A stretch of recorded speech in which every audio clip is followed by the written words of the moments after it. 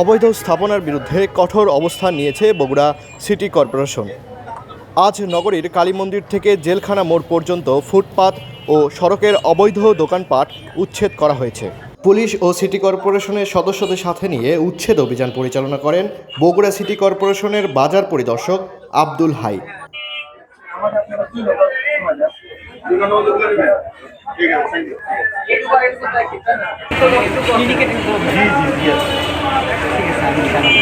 কিন্তু 12টার পরে আমরা কিন্তু আবার অভিযান চালু করে তখন কিন্তু আমরা কেটে দেবো। আমাদের সিটি কর্পোরেশনের প্রশাসক মহাদেশের নির্দেশ ক্রমে আমাদের আজকের এই উচ্ছেদ অভিযান পরিচালিত হয়।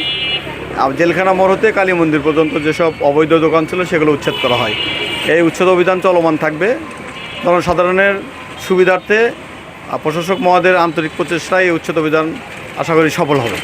আজকে 15-20টার মতো স্থাপনা উচ্ছেদ করা হয়েছে। আশা করা যায় এটা যদি কন্টিনিউ করা যায় তাহলে যানজট নিরসন হবে বলে আমি মনে করি। জনস্বার্থে এরকম অভিযান অব্যাহত থাকবে বলে জানিয়েছে বগুড়া সিটি কর্পোরেশন। রাহিনুর ইসলাম, দৈনিক করতোয়া, বগুড়া।